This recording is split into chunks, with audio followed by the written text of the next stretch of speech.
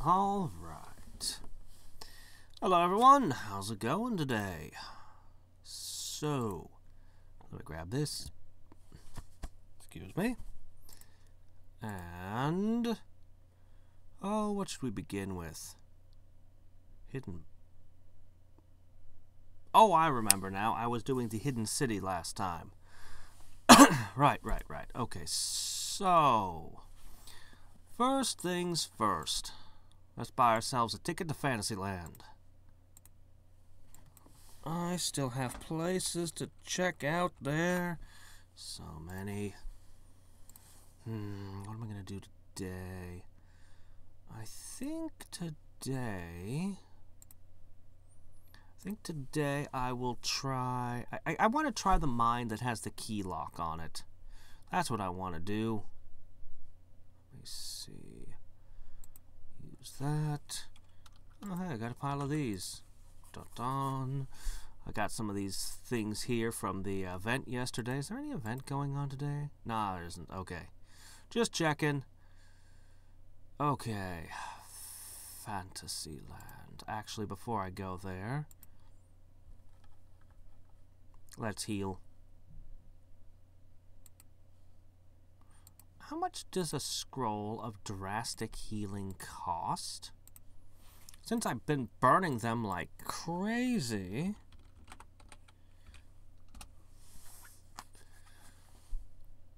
Well, that's limited.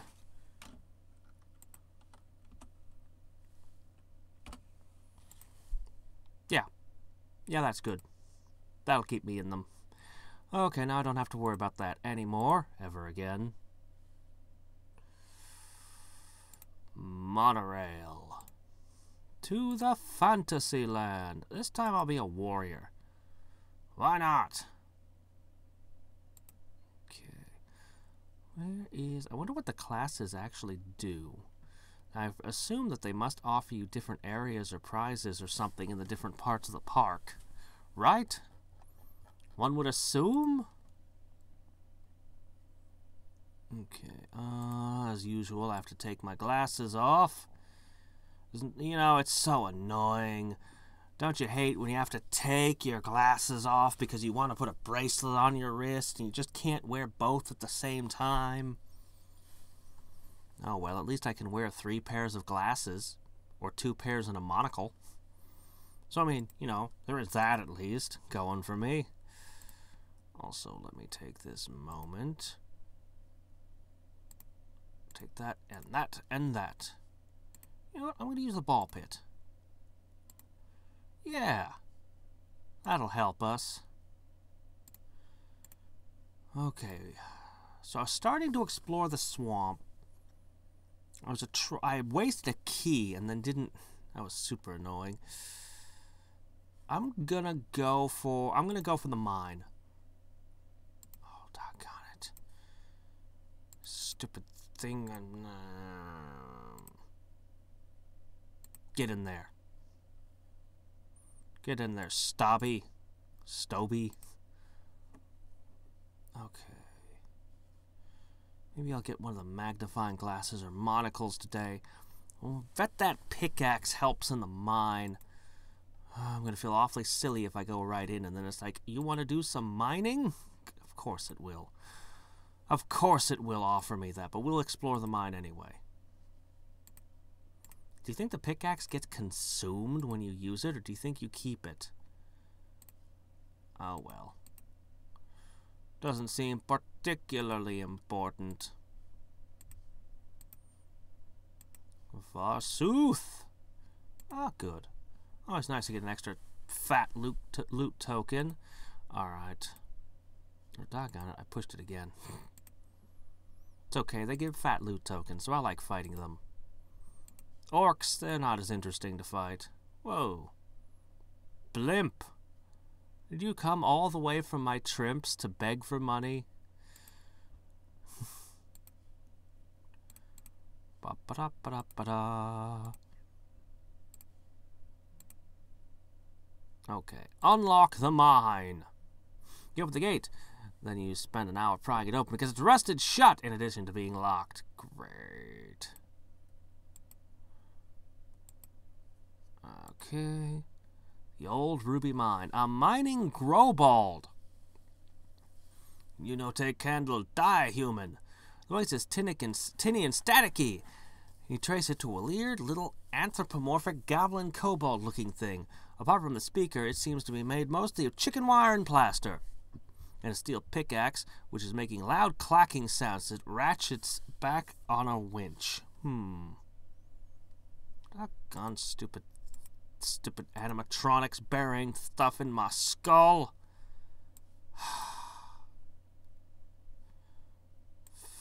Fine.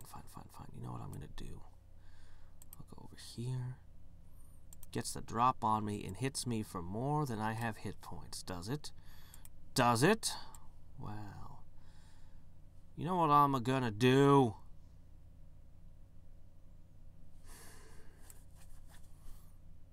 No, I only really need 5 counts. You know what I should do? Okay, you know what I should do?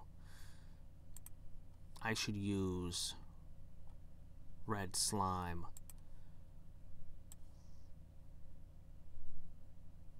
V for vial.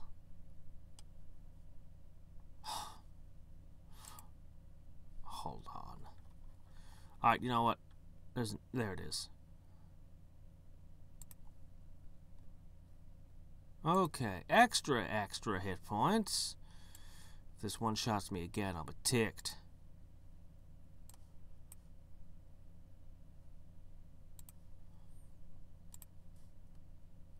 God, it's just so much damage. I've got the plus 100% from the ball pit and plus 25% from the slime, and I barely survive.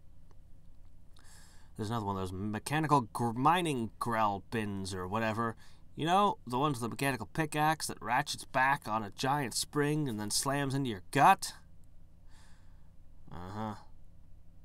Buries the pickaxe in my kidney and makes a loud squealing noise. Well, at least it went down. Alright, well, it's going to cost me 1 drastic healing each time, but at least I bought tons of those. So, I can handle it. This would be half my supply if I hadn't purchased the extras. I wish they'd stop getting the drop on me. They do drop lots of rubies, though. At least.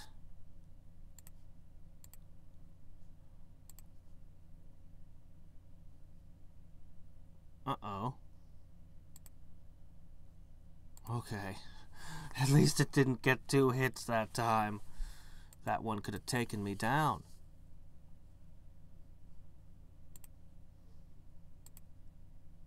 Okay, we should be done with this area now. I should hope. The pickaxe, as I thought. Let's see. Look through the mining equipment or raid a ruby cart. Well, now this would probably give me a ton of cash.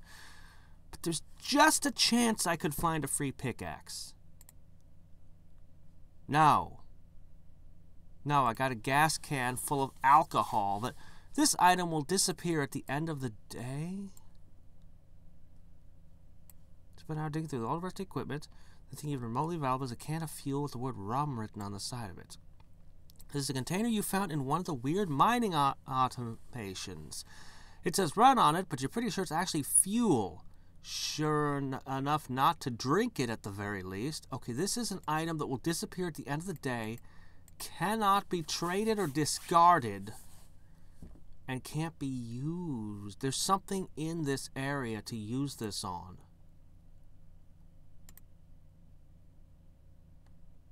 Okay, well, it can't be the mountains. Where would I need fuel?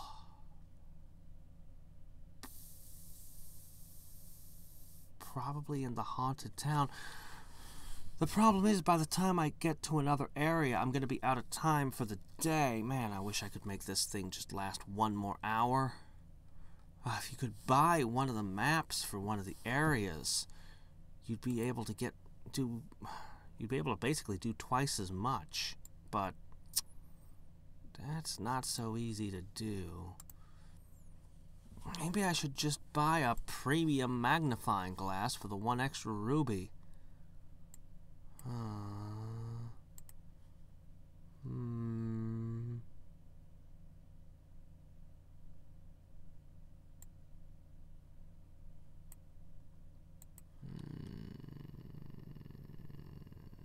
I'll buy it.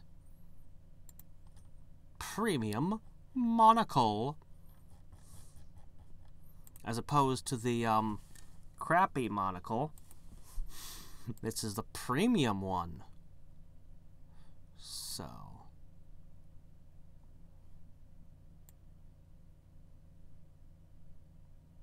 where is it? Crap. I always forget to pay close attention to the first... Lyle Co. L. The first letter was L. Okay, that's...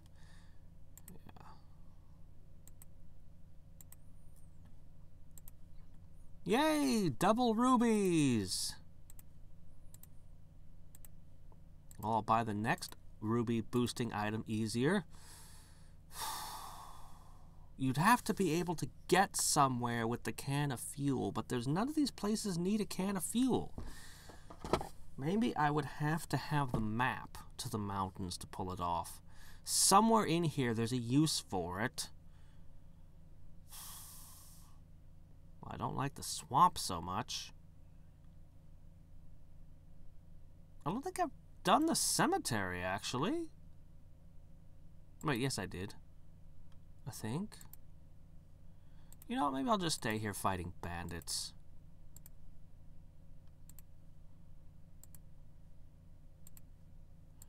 Yeah, I think it was a bedsheet ghost.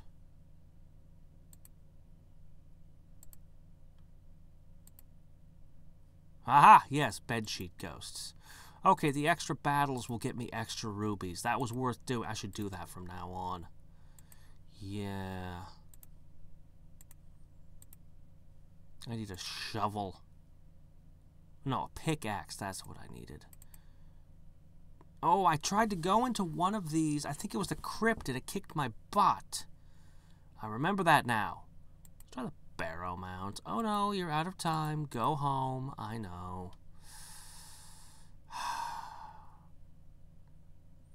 Well, shit. What am I supposed to do now? It said I could cocktail craft with it. I think. What in the world would I mix it with? Where is it? Hold on, let me see the exact name. Growlblin. What would I mix what would I mix the rum with?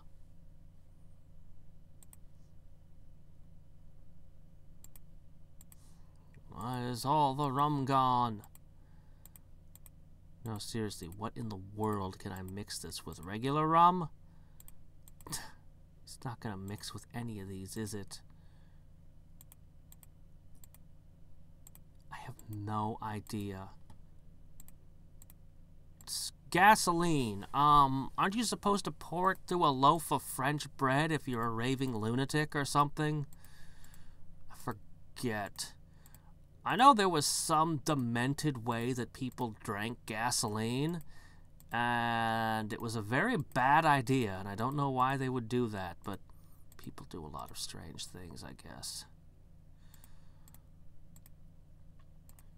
No, seriously, gasoline will straight up kill your ass. Can't mix it with itself. I mean, I have this item. It's going to disappear at the end of the day. I don't think it's going to mix with anything. I really don't.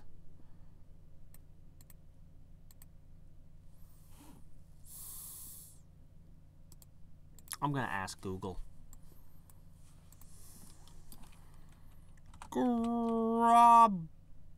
Lin rum. No. Hold on, let me add a Kingdom of Loathing to that. Spiced rum. Bottle of rum.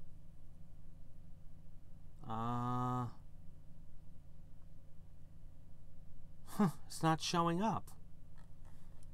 Google doesn't know what it is either.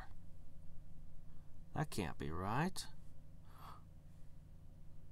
Oh, wait a sec. There's one more L than I gave it. Okay, how about this? Grawl. Ah, there we go. Okay, yeah, I didn't think there could be something Google didn't know about Kingdom of Loathing. Okay, let's see.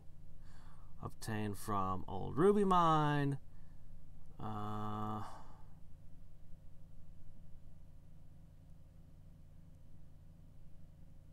The only use is bad rum and good cola. That's literally it. Huh. Really? There's no other use?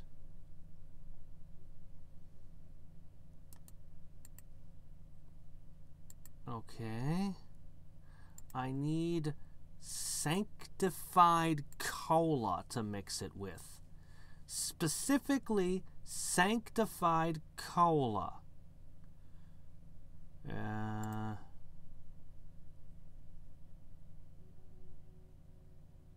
Obtained from the evil cathedral. Oh. There's no way I could get both of them on the same day. I would have to get that rum, then I would have to go into the town and go to the cathedral, and then I could get sanctified cola, which is another item that'll disappear at the end of the day. And then I would have to mix the two of them, and I would get 30 rounds of adventures of +1 ruby per adventure. So the next day you would get like this. Basically, you would spend your whole day getting the pieces, you'd assemble it, and then you'd get... You'd be better off just going into that treasure chest that we unlocked in the cave in the mountains. You'd get way more rubies that way. Unless there's something I don't know, which there probably is, let's be frank. Okay, well, anyway, that was that. Let us do some spleening around. Let's see. Spleen, spleen, spleen. More spleen? Yes, more spleen. Control F. Mojo Jojo. Oh no, it's gonna be under miscellaneous. I will use... Hell, I'll use all three. Oh, no. 3.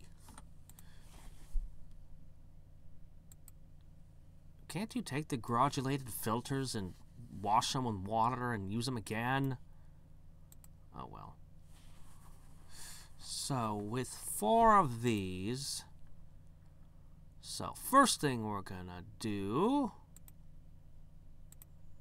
I've finally defeated the virus. So, oh, wait a sec. I need to fix something.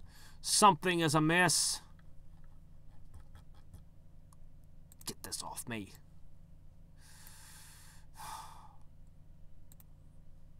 I wish I could keep it from one day to the next and just put it back on, you know, but...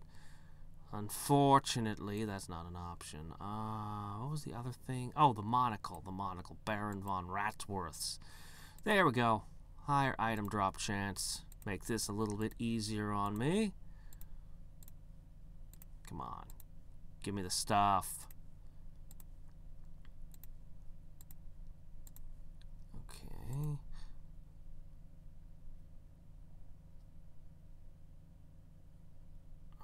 I need 2 more. Oh, wait a sec. Wait a sec. We're forgetting about Stobe. Get over here, you. Big old grinning barrel. That was an entire bottle, and I got 1 amino acid out of it. Whatever, we'll get to the end of this. Give me 2 amino acids, and then we can see what the virus was protecting. What was he guarding? We'll get out, and maybe it'll be a new area, or maybe it'll just be an ending where we get a bunch of stat points or something. That's probably what it'll do.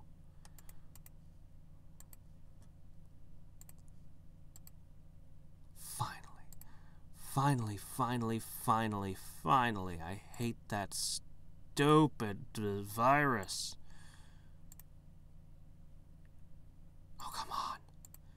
That was 2 bottles worth. You swim up in the yellowness. It was filled with threatening creatures, much too large and far too advanced for you to fight. You fled from place to place, avoiding danger, becoming lither and more agile. Eventually got tired. Your stomach organelle began to rumble, and you swam back down to the orange. Oh my gosh, that's what it gives you.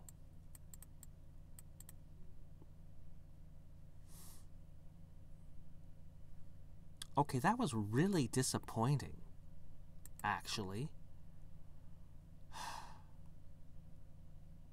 I'm going to track down that virus and smash its face in for what it did. Alright, do we want to go to Memories of the Distant Future? I just started that at one point. Yes, we do. I gotta see this. Here's someone shout, Hey, you! You with the face! No, not you. No, not you either, ma'am. You with the bald head and the 5 o'clock shadow and the tinfoil clothes. You turn to see a guy leaping up the people stream towards you, like a salmon, about to get busy. He's wearing a brown robe, sandals, and a goofy bowl-shaped haircut. My God, he says as he leaps through the throng. I can't believe it's you. I've been searching for you all my life. Do you know who you are? I know who I am, but what are you? Wait, what's this all about? The monk finally reaches you and looks you up and down carefully. You know what? I don't think you're him. Sorry, I could have sworn you were the savior of humanity when I saw you across the street, but up close... Nah, you're a savior of humanity, Monet. Sorry to bother you. Go about your day. Well, that was a colossal waste of time. What do you want to do now? He might have been seeing the ancestor that's peering out of his eyes. Get out of town. Uptown, downtown. Uptown girl. Da, da, da, da, da, da. You decide to go uptown, hoping to find some... Okay. Who are living in a white bread world and are looking for a downtown man. After all, that's what you... I can't believe it did the same song I just started singing. Oh my gosh. Do I get to juggle tools in a garage with coordinated backup dancers and everything? No? Okay. In the seaside megalopolis, the up in Uptown is straight up. Thousands of stories in the sky. That's a hell of a long way up. The quickest way to get there is simply walk into the tallest building you can find and then take the express elevator up. Granted, finding a tall skyscraper would be a whole lot easier without the cloud cover approximately 10 feet above your face. Without that, though, you'd miss the etheric appeal of futuristic technology shimmering in the rain. Not to mention the delight of constantly being soaked. You start practicing your upper-class snobbery while you search for a way up. You're fighting Handyman J-Android. This robot was designed to help out around the house. You know, say you're a lonely housewife and you've got a light bulb that needs changing, or maybe your drain is clogged, you need someone to plumb it. Or your lawn is covered in leaves that need to be raked. Or your kitchen door is loose on its hinges and won't stop squeaking. You need someone to squirt oil in them over and over until you're satisfied the job is done. He has plenty of attachments to handle every situation. You know, he just does odd jobs. Why are you blushing?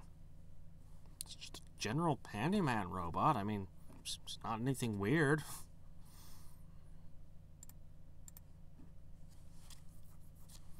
He gives you a suggestive wink. Okay? He whips out a spinning, whirring, vibrating, tubular appendage. Hey, don't whip out your arm at me. He tries to swap out your spark plugs. No. No. A 7-foot dwarf replicant. Okay. Am I going to ask him weird, uncomfortable questions about why he messes with turtles in the desert? This is an android built to be indistinguishable from, or even superior to, a regular 7-foot dwarf. They're more dwarven than dwarven. These guys are usually used to mine gorges on various off-world colonies, but this one seems to have escaped back to Earth. It's seen things you wouldn't believe, things sleepier, dopier, more bashful, and grumpier than anything on Earth. You're forgetting Doc. We're forgetting Doc. Too bad you won't have time to look through his photo album before he bashes your head in. Salsa ball. He spews vile-smelling, milky white blood at you. It's startling, but not painful. So I guess I'm playing the role of Whip Ripley and ripping this thing apart. He starts to break your fingers, but you tell him who killed the queen. No, do a joke about the knife game with the fingers. He's a replicant, so he's really bad at stabbing fingers with a knife. He keeps missing over and over, so you take no damage. See, I can do it for you. He says, I want more life, Tucker. Yeah, well, I'm not Tucker, so screw you. Oh, well, so much for that thing. The what? I think it's a space alien.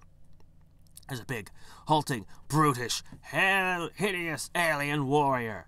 It kind of looks like someone shaved a giant bulldog and put it in battle armor, then gave it a giant gun covered in switches, buttons, and toggles. You know, personally, I don't like warriors. Too narrow-minded, no subtlety. But I wouldn't say to this guy's face.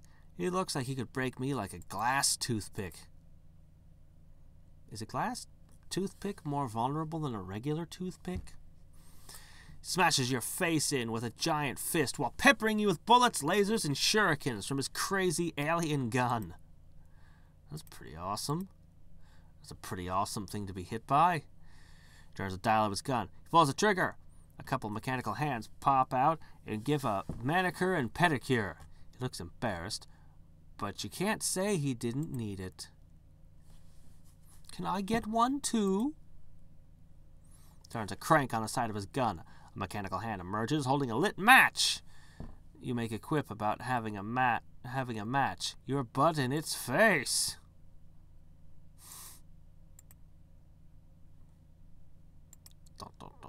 Oh, bad reception down here.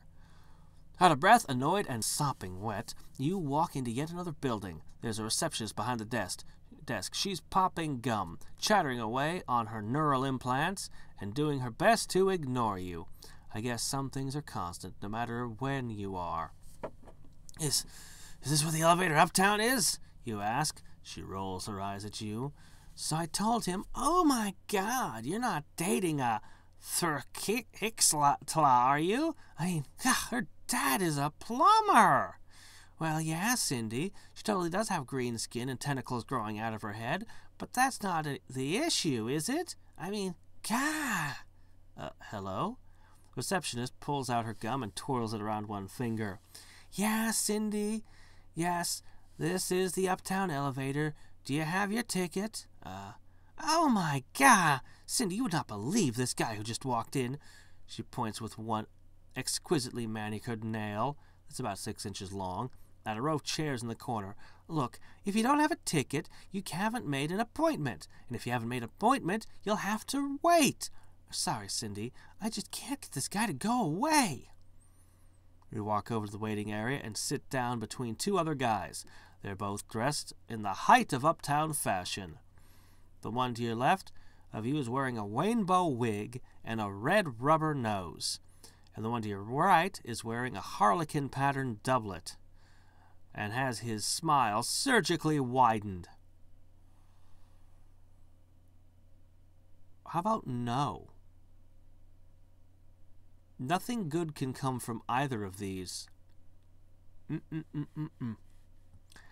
This is Kingdom of Loathing. It's a... should I call it a stick figure MMO? Should I call it just a parody of everything? How about it's a game that shows everything in the worst possible light? You think the clown? Really? But there's no such thing as a clown that isn't evil. Oh dear. All right. You turn to the clown to the left of you. Turns out he's dressed that way because he's going to the Indigo Corporation's 230th annual stockholder garden party. Since the Indigo Corporation makes the popular Handyman Jay and Housekeeper Judy replicants, it's usually a pretty swell shindig. You tell a few jokes, give him one of your wise-ass one-liners, and manage to finagle an invitation to the party. Go you! Now you just have to kill some time before the party starts. I managed to charm him. I do have an absurdly high moxie score, so this is a quest item. This is an invitation to a posh garden party put out by the Indigo Corporation. Prepare to take some big shots with the big shots, or wear a big wig with the big wigs, or just move and shake with the movers and shakers, or quake with the Quakers. This is an invitation to a fancy party. That's really all you need to know. Put on by Quakers and Shakers? The Shakers made a comeback? Well, okay. Nope, already seen you. A buzzing in your neural implant reminds you that it's time for the garden party. You head back to the Uptown Elevator building, show the receptionist your invitation and your middle finger. Oh, ho, ho, ho, ho, ho, how droll. Work that moxie. And take the elevator up to Uptown. I believe that the origin of the middle fingers, there was, I believe it was some king, someone would cut off people's middle fingers.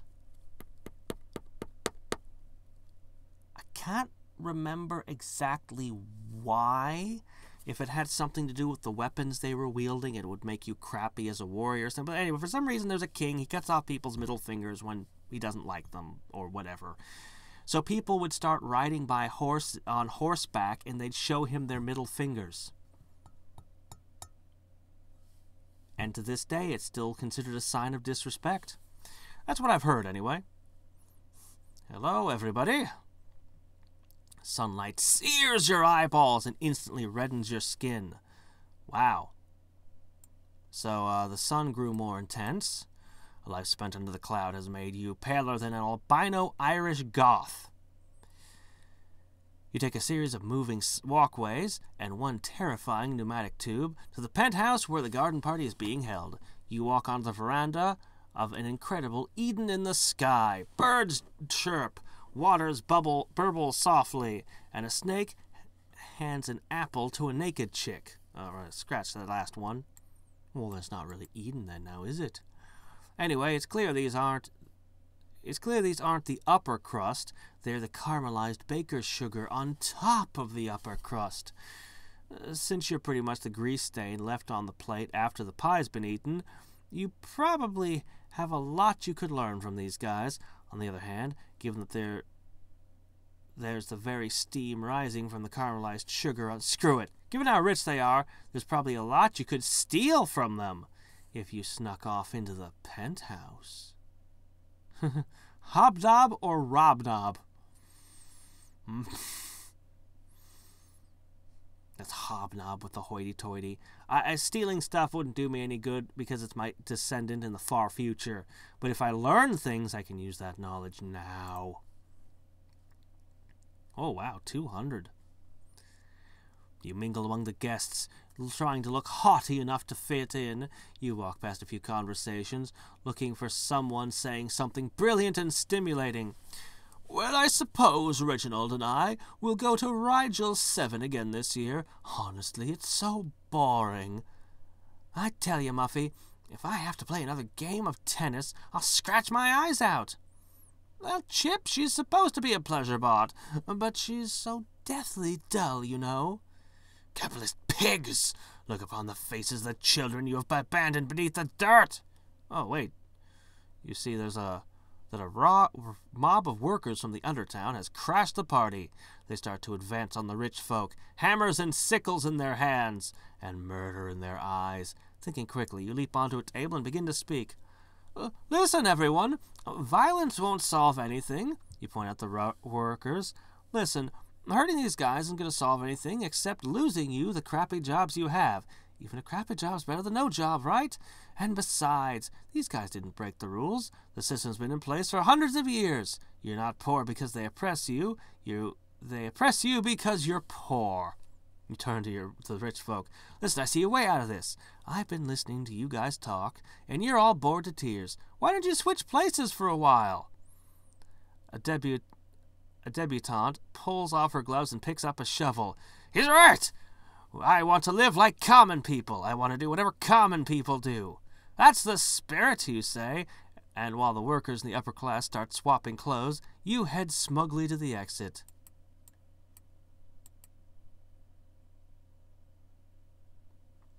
No, I can't say anything about this. The sheer level of fantasy, I can't even... No, I guess this is the beginning of some epic Prince and the Pauper type story.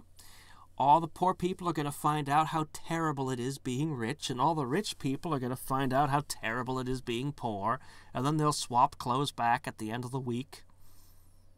After some hilarious misunderstandings along the way.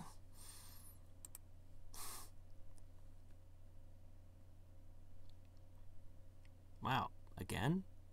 I'm kind of curious to see what would have happened if I'd robbed them. I'm also kind of curious about the jester. Let's try staying downtown. Since you're alone and life is making you lonely, you decide to stay downtown. You walk down the street, bumping shoulders and knocking elbows with a truly scary assortment of humanity. Punks with cybernetic titanium mohawks, bikers with giant razor-tipped spikes on their shoulder pads, little old ladies with floral umbrellas. Trust me, the last person you want to mess with is a little old lady casually strolling through a dangerous neighborhood. They're all packing heat. They are. I can speak for my own town where I live. All the old ladies are packing heat up here. All of them. Seriously, they all have guns in their purses. You flex your biceps and puff up a little, trying to look threatening. Oh, hey, a space marine. This is a roughneck, jar-headed space marine. You know, they're the kind who always get sent on the big hunt. A big hunt, man. Game over, man. Game over. Anyway, this particular space marine just showed the rest of his platoon a picture of his sweetheart, who just found out she's pregnant, and who can't wait to see again as soon as he does one last mission. So, you know, don't feel too bad about taking him out. He's already doomed. Doom. Had to get the word doom in there, too. Coming out of the walls, man. He wildly shoots everything except for you. He runs out of ammo for his space machine gun and has to explore the streets until he finds an ammo pack. What is this? A potion that regenerates 10 hit points per adventure. A pill filled with 1,000,000 tiny robots who can repair your wounds on a microscopic level. It's much better than a pill filled with 1,000,000 little pieces, because they just lie to you. Hi. This might be my last bottle. Oh, cool! If it isn't the T-1000. Wow, this bot's got some super shiny metal. It looks like someone took a regular guy and dipped him in chrome, only more walking around killing people and less screaming in agony shortly before expiring. It's capable of shifting its matter to change its shape. It even can fashion blades and blunt instruments out of itself. The only thing it can't make is a surfboard to ride, due to copyright considerations. Silver Surfer, right. Man, Terminator 2 was such a good movie. A passing hero douses the robot in liquid nitrogen. A whole truck, I hope. Turns one hand into an anvil, but then finds it's too heavy to lift. No, that's cartoon. This isn't Who Framed Roger Rabbit. This is Terminator 2. Alright? He stomps towards you, but steps on a sewer grate and falls through. That would have been hilarious if that had happened in the movie. Tries to shapeshift, gets stuck midway through with one leg longer than the other and hops around in circles for a while. Yeah, I was mostly running out of health, so of course it started having problems. Oh, what is this? He ducked down an alley and finds the home of a makeshift open-air market. Stalls line each side of the street, with people of every ethnicity and land of origin selling anything imaginable from the looks of it. A few things it never even occurred to you to imagine.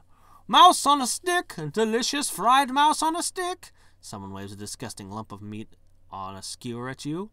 That looks like a rat, not a mouse, and it appears to be grilled, not fried. The dirty man waving the stick pauses for a moment and thrusts it in your face again.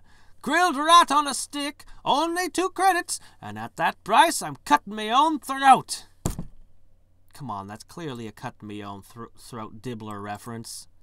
No thanks. Well then, maybe there's something else I can procure for you. I know a man who knows how to procure things. I'm a procurer. You name it, I procure it. I'm a procurer. I procure. Procuring is my trade. I specialize in procurement of goods and services. I get the point. Wait, what's your pleasure? Flesh or metal?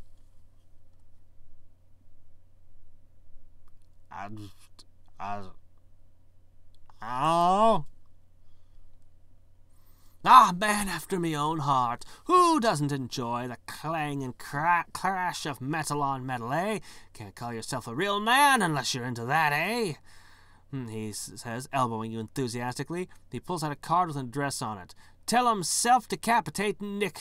It is cut me own throat dibbler. Sent ya, and enjoy! He shakes your hand with that creepy palm-caressing thing with one greasy fingertip. Sure you don't want rat on a stick? No, I need to shower a lot. The Mecha Mayhem Club. This is a handwritten card that says Mecha Mayhem Club and an address. Below that, the first rule of Mecha Mayhem Club is you do not talk about Mecha Mayhem Club. The second rule is no poofters. All right. Well, if I get to arm wrestle robots, that would be fun.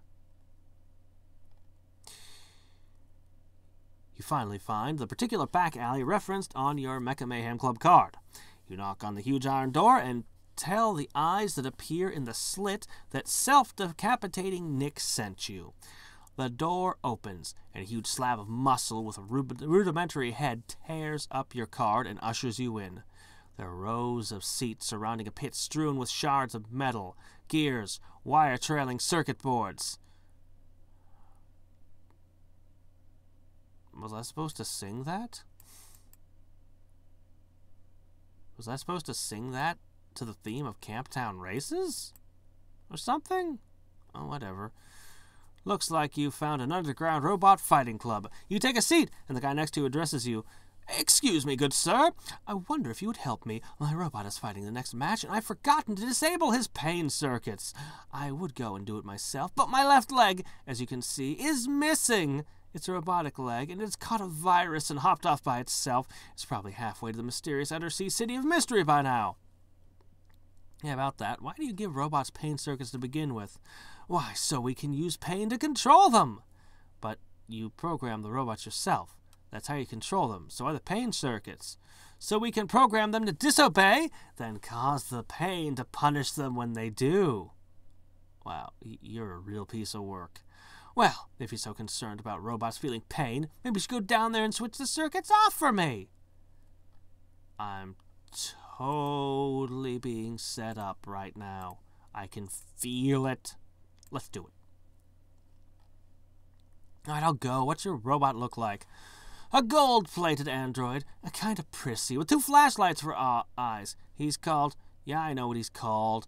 Excuse me. Pardon me. Out of the aisle and sneak backstage. You find the big gold android and flip pain circuits on-off switch on his back. I say, pardon me, did you just turn my pain circuits off?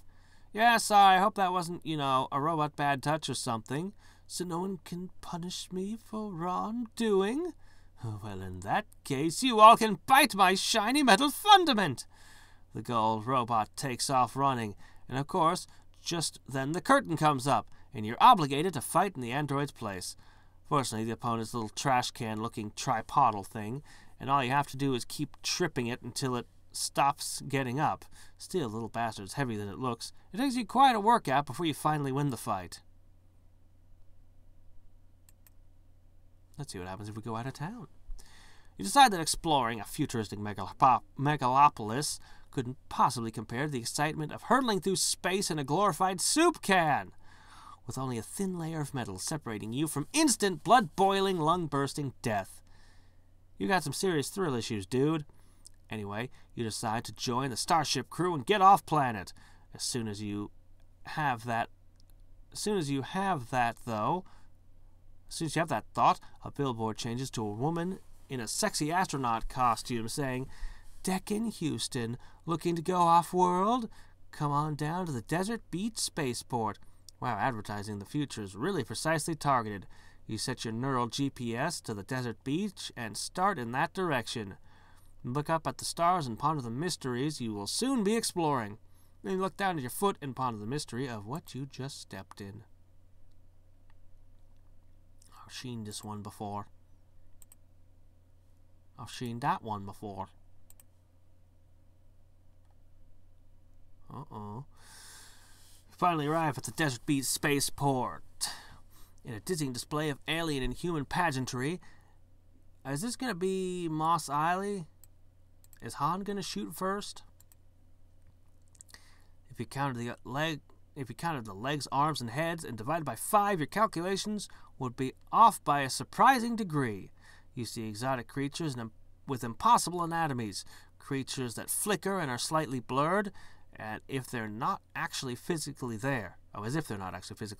You see lumpy, slow-moving creatures that look like they've been moved by invisible things or an unseen hand. At the other extreme, you see creatures that look like humans, except they have bumps on their foreheads.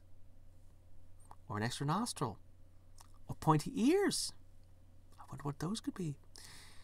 You belly up to the spaceport bar, and you haven't even ordered a drink when a fight breaks out. 2 guys sitting at a nearby table are having a drinking competition. One dressed like some sort of space smuggler archaeologist, hi Harrison Ford, and the other's unremarkable except for a head looking like an unholy union of a lizard, a fly, and a clarinet. As you watch, they pound back a shot of some glowing green liquid, and then they start arguing. "I did my shot first!" "No way, I did my shot first!" The crowd starts to form around the squabbling pair. Most of them are arguing for the smuggler, and most of them seem way too emotionally involved in this issue. What we need is an impartial judge here. You with a face, which one of us did our shot first? Han shot first. Duh! Everyone knows that. You stand up and clear your throat. Clearly, the smuggler is some kind of rough-and-tumble, scrappy guy who knows what needs to be done and isn't afraid to do it. He did his shot first. The crowd applauds your choice, and the smuggler throws his arm around you. "You did a good job, kid. I could use someone like you on my ship. We're taking off in a few hours at hangar 1138. He grabs a smuggler did his shot first button from someone in the crowd and hands it to you. "Show this button to the big furry monster guarding his ship, and we'll let you in." Oh, this adventure just got a heck of a lot more awesome. Let's do this. No! No! Now? You wait, now?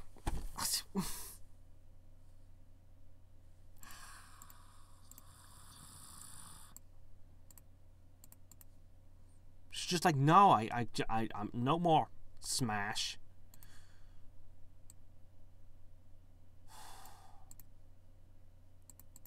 Alright, 1 sec while I take care of idling to rule for a second. 2 hours, 20 minutes. Yeah, that's about right. Good enough.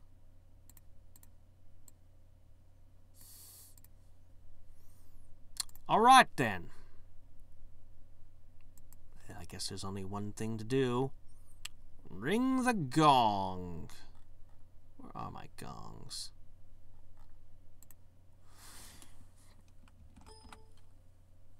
Gong.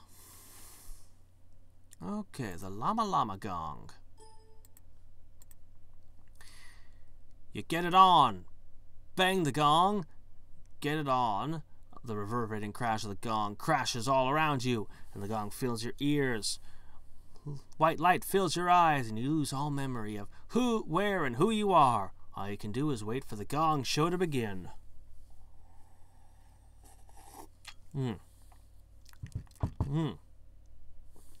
What? Maybe I just want to know exactly how much apple juice I drink today. It's certainly not because all the other cups were dirty and I was too lazy to wash dishes. No, there's a reason. I scientifically measure the amount of fluid that goes into my body at all times. Yes, that's my story and I'm sticking to it. You can't prove it's not true. 3 fuzzy shapes appear to you in the white void after the gongs crash, and after a while you can make them out clearly. One's a scuttling cockroach. No! One's a tunneling mole, and one's a soaring bird. Which destiny will you choose? Ba-ba-ba, bird, bird, bird. Bird is the word. Ba-ba-ba. Yeah. Anyway, I always wanted to be good at basketball. No, I would never die again. We're going with the bird.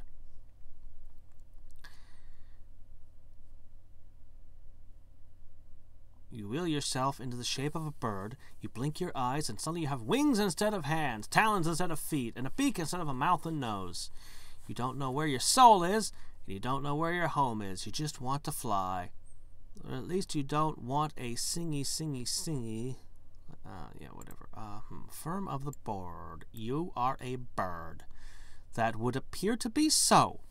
You have the body and bird brain of a bird.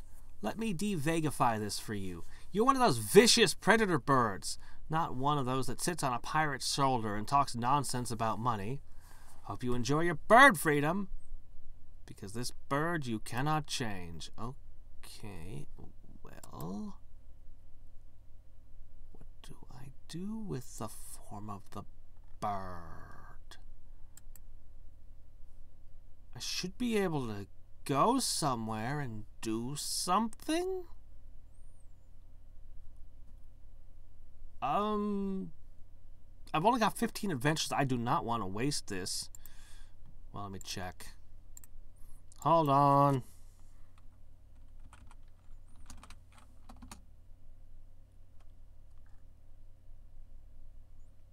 Okay, it's not super precious. I can afford to buy another one potentially.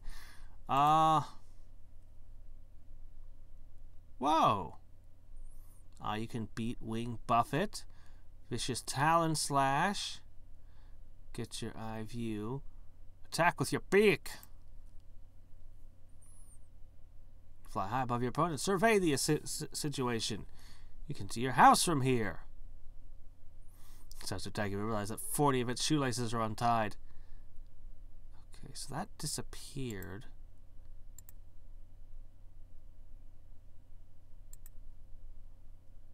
Viciously flap your wing, giving your opponent a sound buffeting. Well, what did that do? Whoa, now that hit hard. A delicious simmering... You find something interesting on the ground near your opponent. You pick it up with your beak. Delicious shimmering moth. Restore 30 to 40 MP if you are a bird.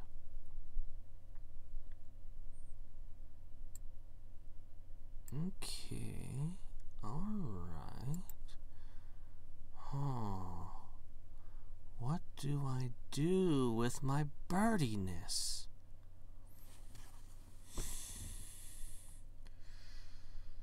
What do I do with this birdiness? Should I go into the sea with it?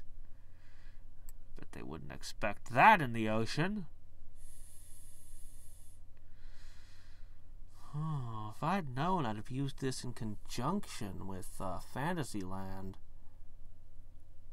Oh. Alright, you know what I'm going to do?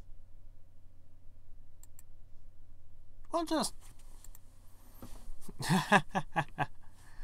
Oh, hey, look, palm fronds. I could do something with that. Let's just see if we find some cool stuff here.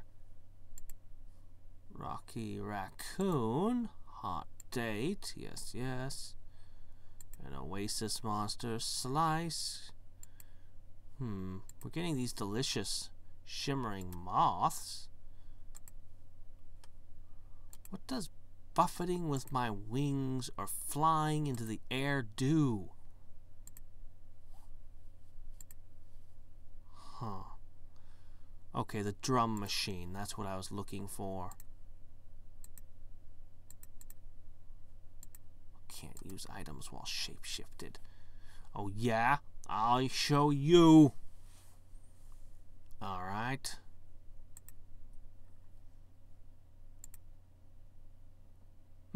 As an enemy, I don't have hooks. So, what's this? Pickpocket. Oh. Well, that was disappointing. Pickpocket, pickpocket. Where would I want to pick someone's pocket? I'm a magpie predator bird. Somehow. I don't know. Where would I want to pick a pocket? This is the kind of place I'd expect a bird to want to go, but I don't know. Attack the airship.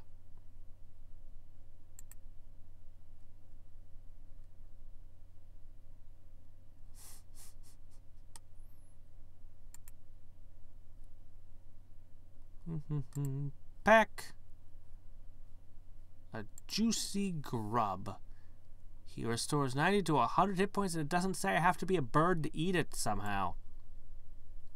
Man, it's a grubby little grub. It's so appetizing the way it wiggles around and searches for food with its blind, underdeveloped eyes. I could eat a whole bucket of these guys, but I won't deny you the pleasure. No, really, go ahead. Series of random encounters. Peck. And the protagonist. Alright, well, that was interesting. I should have tried to steal things. Alright. So... interesting. I'll buy a few more of these. Even if I'm not entirely sure what they're used for. Like, as in, I don't know exactly what I wanted the form of the bird for, but I'm in the middle of a journey of reincarnation? What are you talking about? Your voice right in your ear say, Hadriex, use the force. Look over to see Llama Llama, floating translucent just to the left of your head. Which is weird, because you'd swear you just left him in your terrarium. I did? I hope your other familiars don't draw on him with a marker while he's astrally projecting. I don't have a llama. Talk to the Had, which is also the llama. Alright, let's talk to him. He looks deep in your eyes, assessing you. It appears that you didn't really take advantage of your birdness during that journey. How you ever learn things from different perspectives if you refuse to embrace them? I didn't do it right somehow. Didn't take advantage. Different perspectives. Oh, somebody has a lot of these. I'll just make sure that I have a pile of them.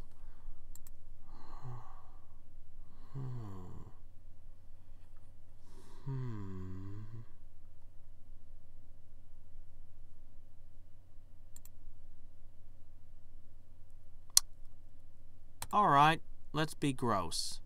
I'm now called Samsa. Duration, 3 adventures. You've taken on the body and mind, such as it is, of a cockroach. Despite what Bordertown folk songs say, you can still walk. You feel a little bit better after washing off that grotesque human contact with nice green fluids you secrete.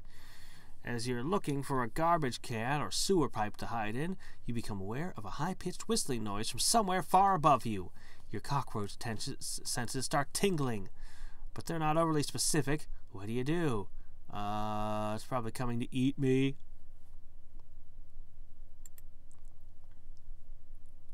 We were nuked. You know, cockroaches aren't particularly good at surviving nukes, despite what you may have heard to the contrary. Cockroaches, well, bugs, well, how do I explain this? Our cells are constantly dividing, which gives lots of opportunity for radiation to damage our DNA, basically, to screw us up. Cockroaches, most of the time, their cells are not dividing, so that radiation is less likely to cause them damage. However, when they do divide, like all their cells divide, and they do it. So if you had prolonged radiation, it would still screw them up and kill them, because sooner or later they're going to do their thing. There are some insects that are extraordinarily resistant. Wouldn't be bothered at all. But cockroaches, I mean, most of them would survive a pulse of radiation, like a neutron bomb, but if you're in the kind of Hollywood... let's put it this way. If you're in the world of Fallout, and there's just background radiation around craters and stuff, you wouldn't find a bunch of cockroaches living in those. He's got close to the sound of to the source of the sound, trying to get right under whatever it is that's making the noise. The high-pitched whistle drops slowly in pitch as the shadow grows on the ground around you. You look up to see a huge curving expanse of metal with a pretty symbol on it, yellow, black, and triangularly. You swear you hear someone shout, "Yee-haw!" before the world turns into explosion of, well, explosion. Dr. Strangeglove. I still need to see that movie, actually. You pick yourself up off the ground and look around. A cloud shaped like a mushroom looms high in the sky above you. But wouldn't it have been cooler if it was a rose, like in Hunter x Hunter? That was a cool nuke. And everything else is silent. Congratulations, you just survived a nuclear apocalypse. You can feel your body absorbing a little radiation, not killing you, just making you stronger.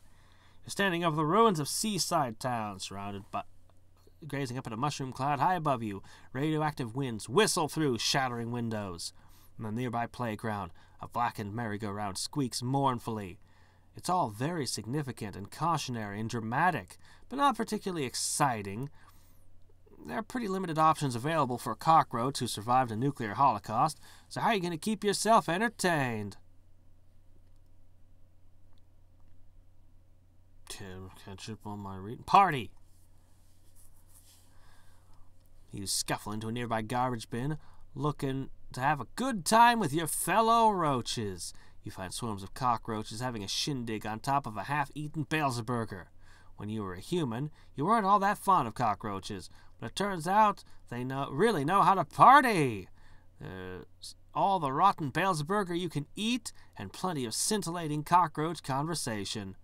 Watch out, I might show up in form of the bird and eat you all after this. Find yourself chatting up a female cockroach with a nice-looking egg case. She seems pretty into you. She keeps seductively brushing your antenna against hers. Inevitably, the conversation turns to the fertilization of those eggs she's carrying around, much the way it does for humans. What kind of shenanigans would you like to get up to with this sexy female cockroach? So I turned into a male cockroach, I guess? Huh. The other way, it's horribly gross.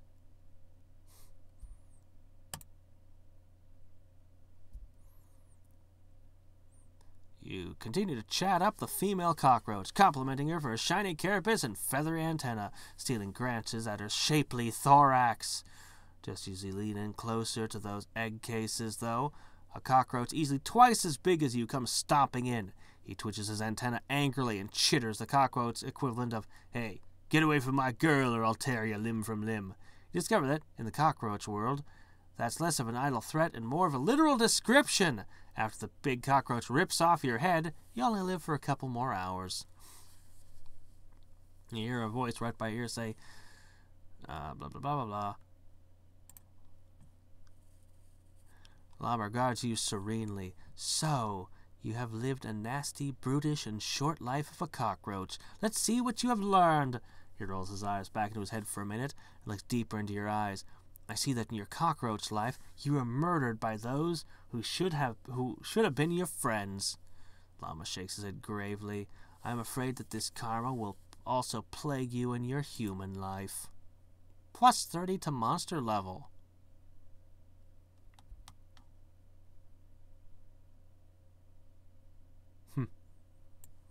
In your cockroach life, you're killed by members of your own species. The resulting karmic echo means that in this life, you're pretty annoying. Guess you still have some bad karma to work through. I see. Can I do another one? Or do I have to use up all 30 of these first?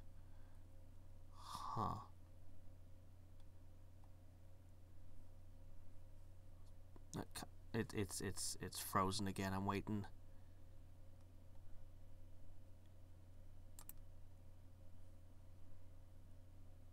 Alright, let's try this again. Find a hiding place. Scuttly Wiley, looking for something to hide under. Finally find a decent-sized glass mixing bowl from the Pasta Masters Guild. You manage to flip it over on top of you just before the whirring noise ends in an earth-shattering boom. That noise was a bomb falling from the sky. A bright flash of the bomb's explosion filled into the glass, reflecting in odd ways, bending space-time around you. Maybe a bowl from a sorcerer's kitchen wasn't the greatest hiding place after all.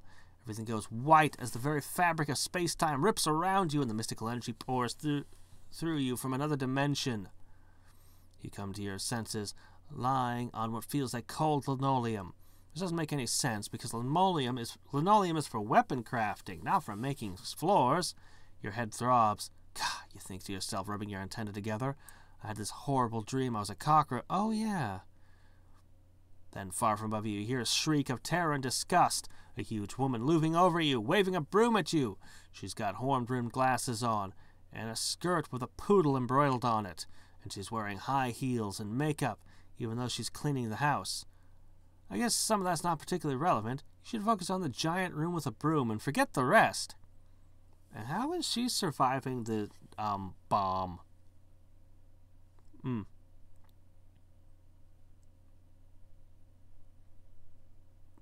Scuttle towards? Scuttle away. Hide. You look frantically around for a place to hide. You find that the refrigerator is open just a crack. You scuttle under the refrigerator and wait for the woman to give up looking for you. Then crawl up into the fridge itself. You find a bottle of cola with letters written on it are unfamiliar. You try desperately to get in touch with your human brain enough to read it. Moxie. Whoa, some kind of concentrated Moxie potion. Excellent. You dip the bottle and slurp up the liquid. It's carbonated and a little bitter. It doesn't make you feel any more noxious at all. Oh well, at least the bubbles are refreshing.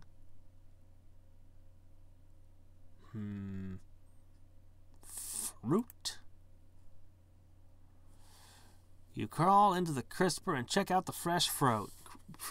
As a cockroach, you'd rather have rotten fruit, but the apples do look nice. They're shiny and polished. It looks like they're made of wax.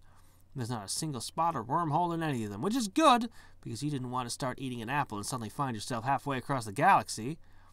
You delicately lick one of the apples. It tastes odd. Not quite as sweet as you would have expected. There's a little sticker on the apple. You start to get rosy. You can make out 3 strange letters. DDT. There was enough... What? The apple was still... okay.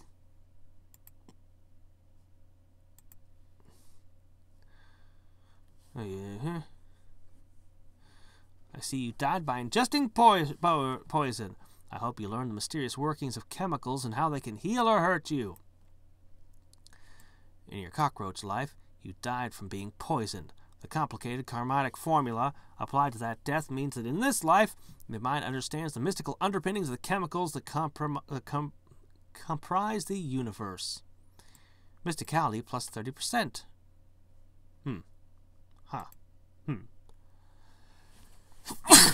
Ooh. Ooh, man. Ooh. Alright, one sec.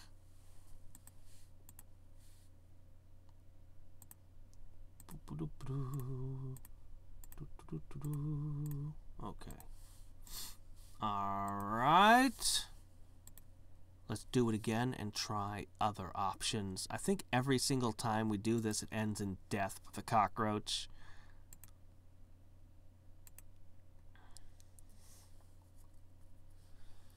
You skitter as fast away as you can away from the whistling noise, and for good reason. I swear there's a guy riding it like a horse. One goes right, catching you mid-skitter. Your thoughts dissolve into a maelstrom of color, sound, and ridiculous levels of radiation. You lose consciousness.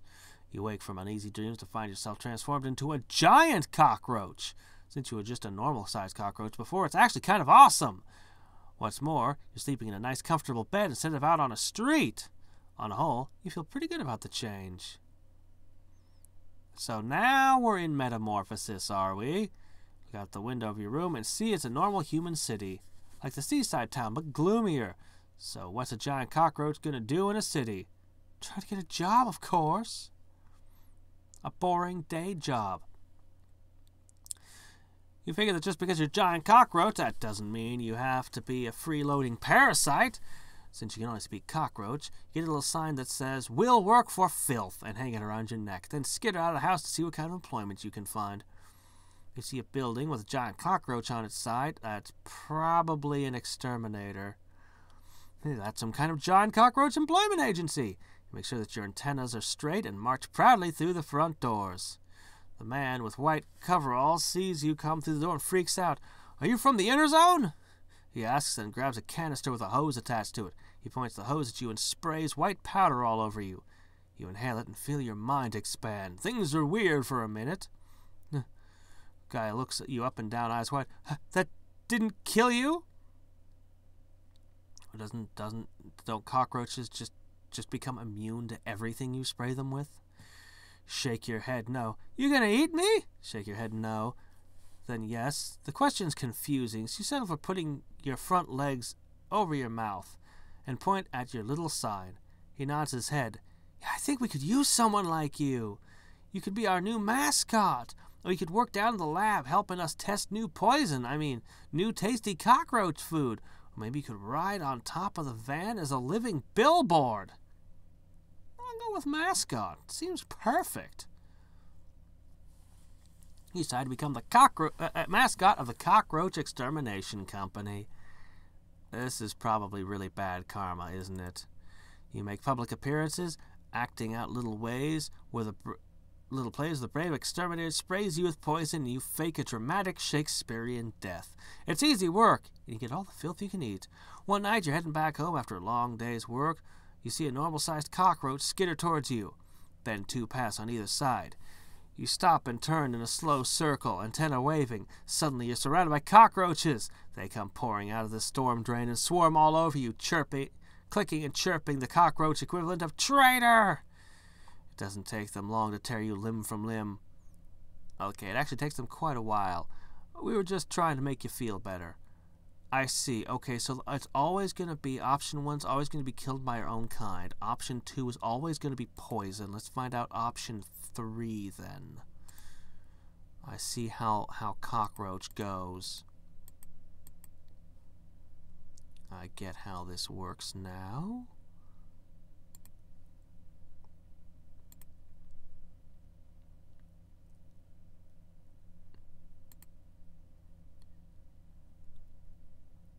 Up on your so partying for moxie, physical or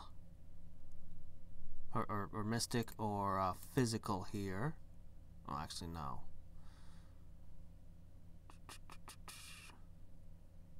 Just gotta learn over, into, around, and through the rubble of the wrecked seaside town, learning valuable lessons about prepositions as you look for stuff worth looting. Your memories have changed somewhat now that you're a cockroach. You're thinking less powerful magical items and meat and more delicious rotten garbage. You crawl through a giant plastic cup and fall into a pool of delicious cola with no regard for propriety. The bubbles slide up your carapace and forcibly refresh you.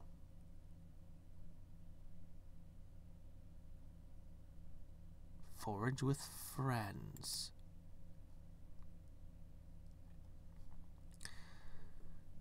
The elation you have at surviving the nuclear blast wears off pretty quickly. When you start to feel lonely, you crave human or cockroach interaction, so you skitter around the ruined seaside town, straining your ears to look for the sounds of other cockroaches. Near a superfluous fountain, you hear the furtive scampering of another roach approaching you, accompanied by weird mechanical whining sound. As you get closer, you see a glowing red light, which eventually reveals itself to be the glowing eye of something that's part cockroach, part machine. You click your legs and wave your antenna to give the cockroach equivalent of, "Hey man, what's up?" A cold, synthesized voice with an incongruous Austrian accent booms from a speaker attached on top of the cybernetic roach. "I am the CR-100 Roachbach. I was sent here from the future to prevent a catastrophe from taking place. When the bomb fell, only the cockroaches were left alive, and eventually they developed technology and science. The only thing that could stop them is a cockroach with a human mind inside of it. That cockroach must be destroyed, or our fuchsia will never come to be." You respond with the cockroach equivalent of, "Your fuchsia? Everything's purple in the future?" The robot's gleaming red-eye narrows.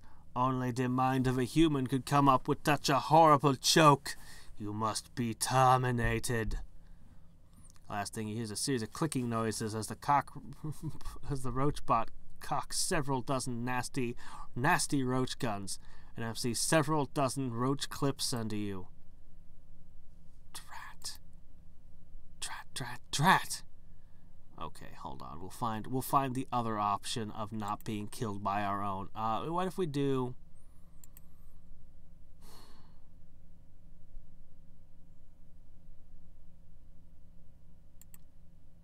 Let's scuttle towards the woman this time.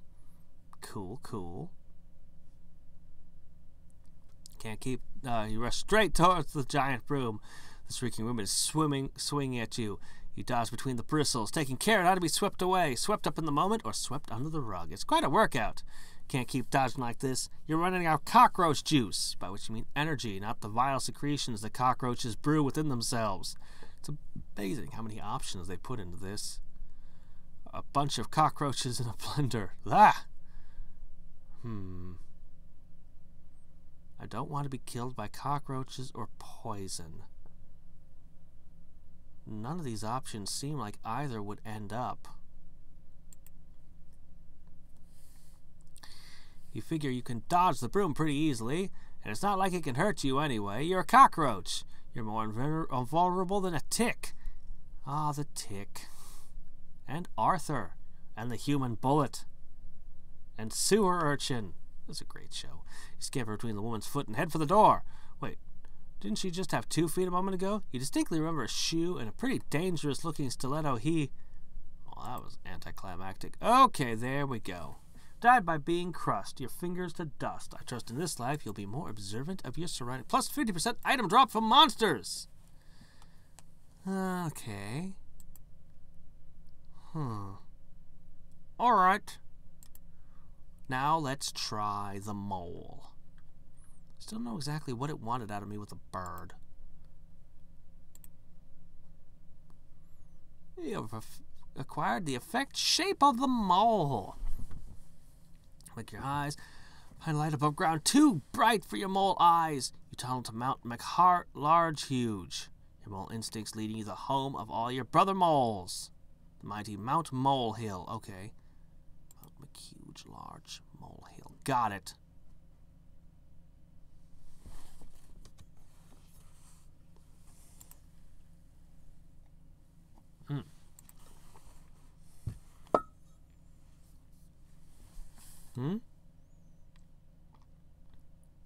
I don't see it. I haven't transformed my shape. Now, the body and mind of a mole. Thankfully, it's just a regular mole, not a naked mole. Think how embarrassing that would be. It said I was supposed to come here, right? Did I misread? Hold on, let me check and make sure I didn't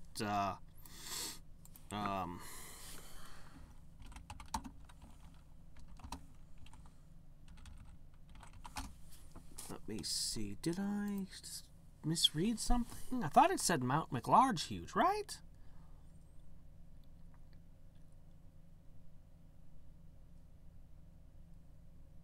Lets you adventure at Mount Molehill.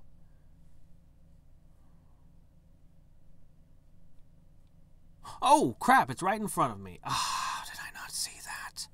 Okay, alright. You're fighting in the Velvet Underground Dweller. This is a member of a smooth, suave, and understated tribe of underground dwellers. Nobody knows what they do, but it seems to involve a lot of hypodermic needles and off-key warbling. Be careful, though, because she's no sweet Jane. She's a femme fatale. Yeah, that thing. She slowly peels a banana and drops the peel. You pick it up and toss it in the trash. She smacks you with a velvet hand, but you're well acquainted with the touch of a velvet hand. Tries to blast you with white light. White heat? White heat? Did I get any mole? Oh, here we go. Tunnel upwards. Tunnel above your opponent. That's not helpful. I think the bird had better options. Where'd it go? It's gone. Throws a lump of plastic at you. You're sure it's inevitable that the plastic will explode, so you take shelter before it's done. Just attack a mole like this? It's weird. A spelunking... Okay, what is going on here? This guy is really, really lost. He's wearing a spacesuit and carrying some kind of high-tech air gun, but he's underground rather than in outer space. Looks like he should have taken the left turn at Rigel 7. Despite what you may think, Spelunking Astronaut really isn't a great band name. It's more likely to turn up as a slang term for some disgusting sex act. Okay, let's try tunnel downwards. Causing him to plunge downward and sprain his ankle. And he tunnels above me. Okay, so that's it. I only get one shot per thing. Alright. A dwarvish gnome. This is a gnome who, deep down inside, believes he's a dwarf. Even though he's not 7 feet tall. He dresses like a dwarf and spends most of his time underground mining. Sadly, he seems convinced that dwarves speak exclusively in anachronistic one-liners. The only comic relief he'll provide is the relief when he stops trying to be funny. I'll hit you with my axe and my axe. Well, do you have an axe and a guitar? I don't think so. Nobody tosses a dwarf. Is that the only line people can remember from Lord of the Rings? Alright, that's it. Blast him. We're done with you. Cave Rave Dave. Your tunneling ends abruptly as you break through into a vast underground cavern. It's lit by hundreds of glowing orbs and sticks that are held in the hands of hundreds of smiling people. They're all staring at a platform where a man stands in front of 2 turntables and a microphone.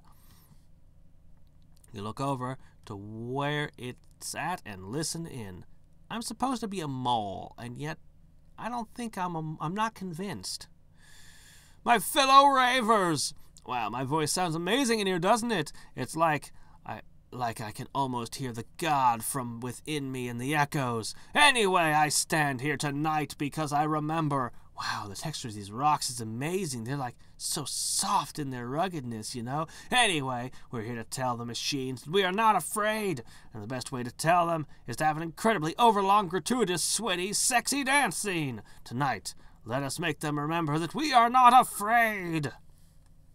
And with that, he gets to work on the turntables and grinds out a slinky electronic beat. The ravers dance in fatuous slow motion for a good 3 hours. And by the time you leave, the repetitive beat is firmly lodged in your cranium. Craven for a raven, plus 100 meat from monsters. Alright. A weather underground dweller. This underground dweller is a member of a tribe which controls the weather. In its hand is an evil-looking device bristling with knobs, levers, switches, and dials. You'd think that a mountain peak or an open field would be a better location for weather control, but that's why you're not the one controlling the weather. Maybe I should keep tunneling in the same direction. Let's try down, down, down. Digital underground dweller. This underground dweller is a member of a tribe that does eldritch, sinister things with ones and zeros. You find yourself wishing you'd encounter an analog underground dweller instead. They have a much warmer, organic sound. As it is, you better stop what you're doing, because he's about to ruin your image of the style you're used to. Okay, down, down, down. Down. We're just going to keep going down and see what happens. Oh, what's this? More lock or less lock. Oh, great. Time machine, huh? You hear the dulcet tones of a banjo wafting through the air as you enter another vast underground cavern. You follow the sound to its source and find a creature with blue skin and white hair sitting in a rocking chair and plucking a banjo. Well, Morlock there, little mole. You sure have a purty Morlockin' mouth. What? Do you know how a Morlock likes a piggy? I reckon if you can squeal like a Morlock, I'll give you some of my home Morlock bourbon. He gestures at a jug down at his feet. Oh, great moonshine. You try to parse the creature's strange way of speaking. It seems to be replacing random words with the name of its species. Like, if you were to say, human you, humaning human. So you want me to squeal like a pig and then you'll give me some booze? The Morlock leans forward and grins a gap-toothed, lopsided grin. Well, it's more the way that I make a Morlock like a piggy that gets you the booze, if you Morlock what I Morlock. You're pretty sure you Morlock all too well what I have no idea. Look, stop it. Stop being Smurfy, okay? No smurfing smurfiness. So you dash past him, grab his bottle of booze, and tunnel away before he can follows you.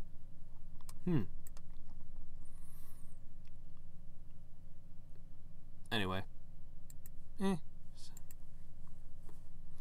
Bows. Down, down, down. There'll probably be one more event, I'm betting. We've only got two left. Oh, right, that.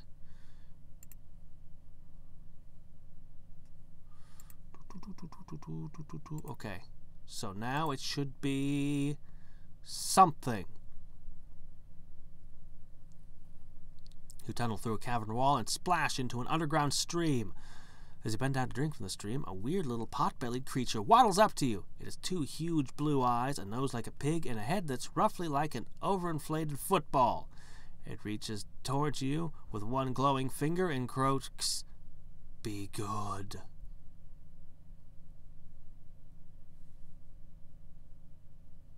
I'm not sure what it is.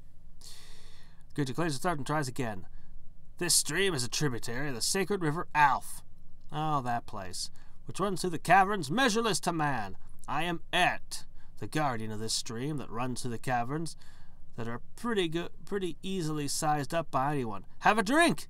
It's delicious. Scoop up some water in your hands and drink greedily. Hands, I'm a mole. It's not as mind-blowing as the water of Alf, but there's no orange fur in it. Yet another Alf reference. But, great, it just regenerates a little bit of HP and MP per adventure. You're feeling even more grounded than usual, thanks to the waters, the rivers, Et. If you knew what a phone was, you'd be inclined to phone home.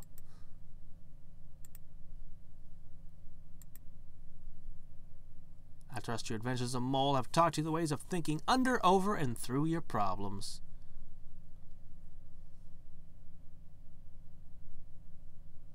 Huh. You shouldn't be here. Why not? Everything else is. Alright, last thing of the day. I want to figure out this birdiness.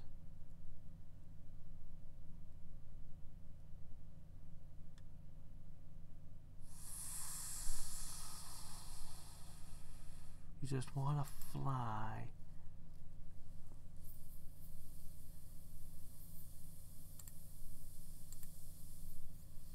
I'm going to look it up.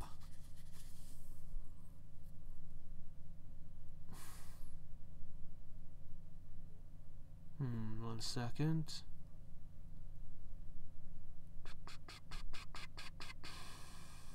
Okay, here we go.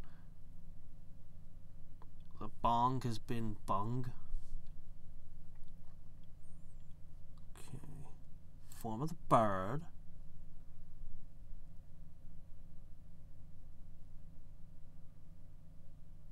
Face combat skills, bird attacks. After combat, bird-related items can drop. Let's use combat items, change the bird's avatar.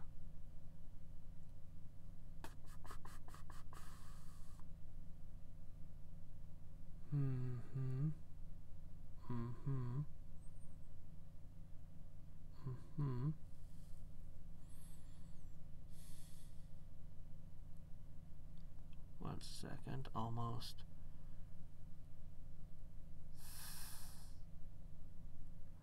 Fighting elementally aligned monsters plays up a chance to find elementally aligned insect.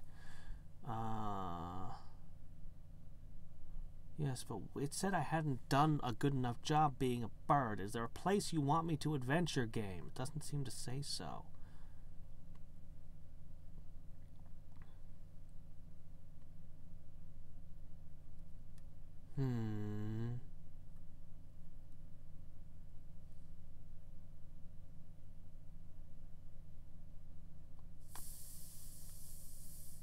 Wait, number of skill uses required for a reward.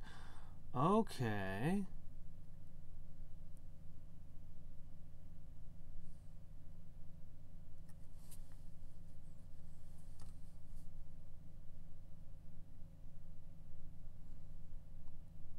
Okay.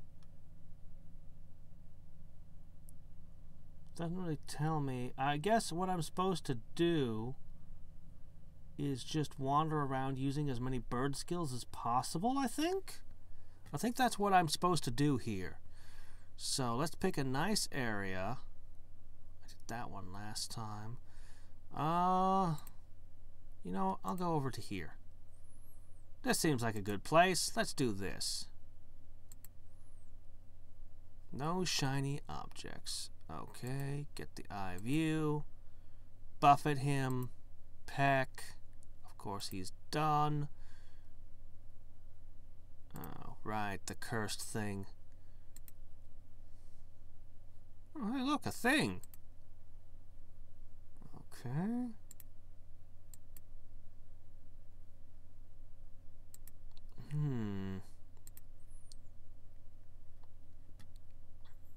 Where are they? Where are the juicy plump? Oh, hey, where did I get sugar cane from? From brown sugar, too. Weird. Bet I could cook something with that. Oh, here we go.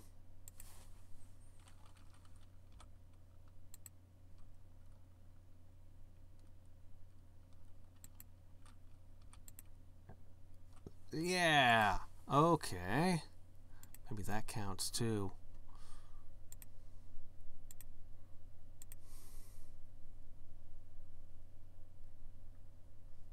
Let's put this over here. Repeat last action. Yeah, I saw pictures of it. It looks like a completely different game to me. I don't know when I'll get to it, but I hope I got something. Oh, well, let me see. Another one down. I'm using all the birdie skills I can. Maybe I should be looking for some place with elemental enemies so I can try the elemental ones out. I could do it right at the end of the bird form so that it would carry over when I'm not in bird form.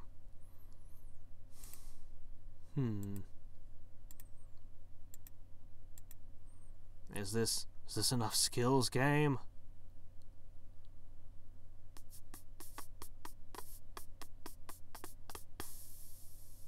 Exit through the gift shop. Well, Well.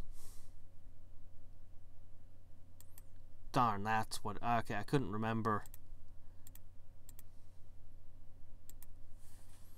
Oh, well. Anyway, we'll just keep going. I wonder if this stealing... Well. The gongs were interesting. The cockroach was actually super impressive with how much stuff they put in, and I bet if I did the mole a few more times, going up instead of down and stuff like that, I could probably find more things.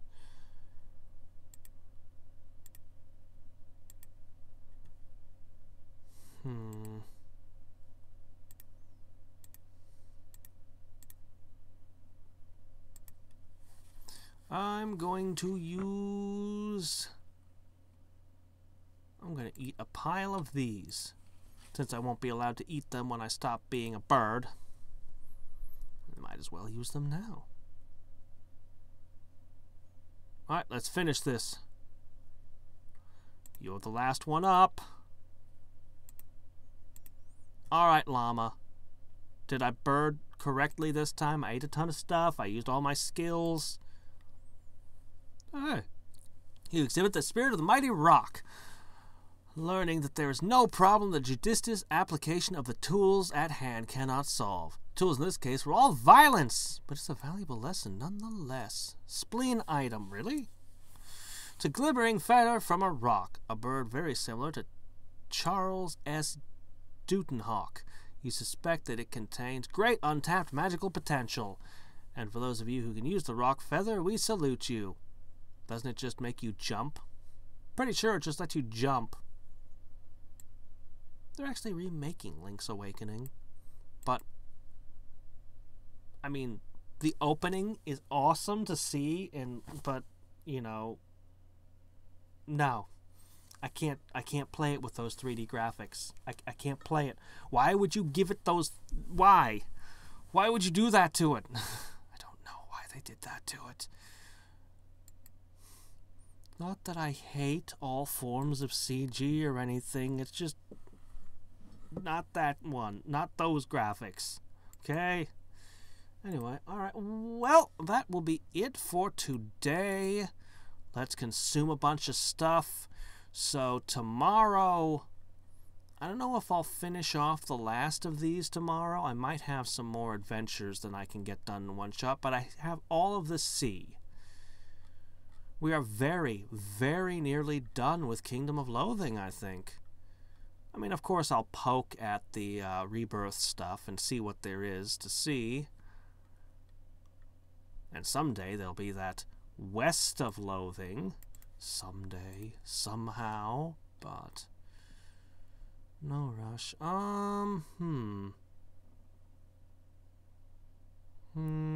So many things to try and eat. These king cookies give me plus 27 stats per fight. You know what? Tomorrow, I'll gain a crap ton of stat points. I should have done this sooner. We shall become more powerful than ever. Plus 27 stat points per fight times 30.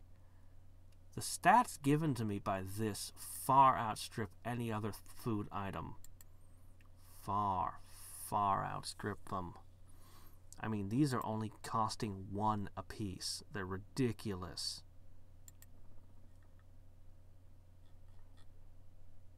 What the towering strength? That ain't right. Was I eating the right thing? I must have accidentally eaten a rook cookie. Whoops, I'm supposed to be saving those. Alright.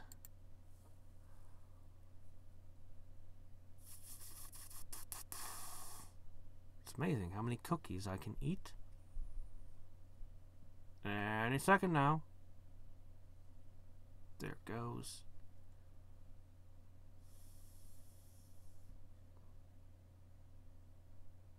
No, king, not rook. King, there it is.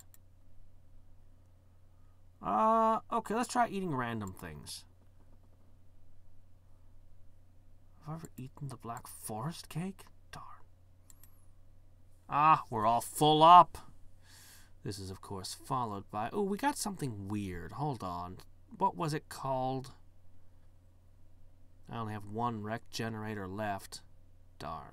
Well, we'll be using the last of those. What was it called?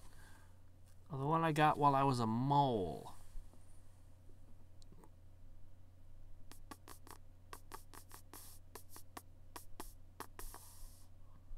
What was it called? I can't remember. Alright, well, maybe it's under recent items. Ah, here it is. Morlocks. Goes down your throat like a joke that never gets old. I don't understand. How does an alcohol go down your throat like that? Let's try a tankard of ale. Let's just try drinking this and that, eh? Fine wine? Only decent. Large tankard of ale. Red wine. That's a song.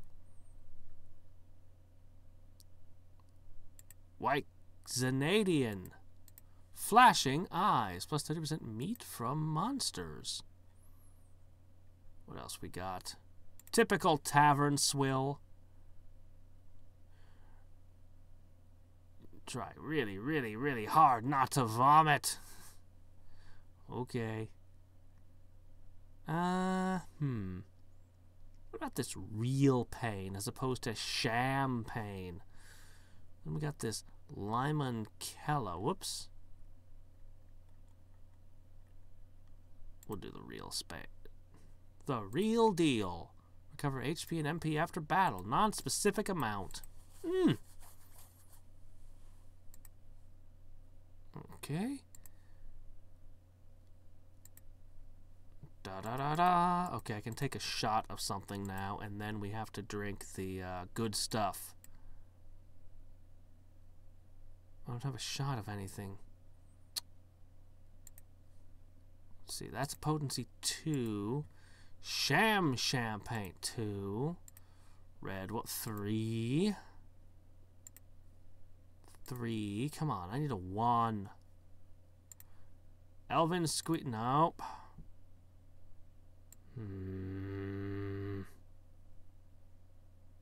I need a 1. I don't think I have a 1. I'm pretty sure I don't have a 1 left. I've been using the 1s when I get in this situation.